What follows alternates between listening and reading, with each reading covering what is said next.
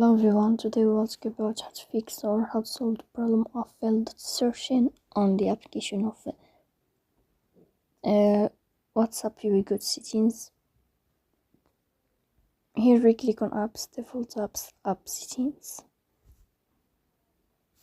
On above here you will search about WhatsApp and you will click.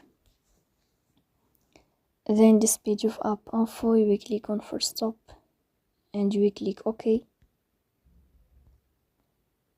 Here you will enter to the window of storage. Here we click on clear cache. In the end you can go to Play Store. You will search about WhatsApp and then you can update your app if you find the update here. So that's all. Don't forget to partage, bell, like and subscribe.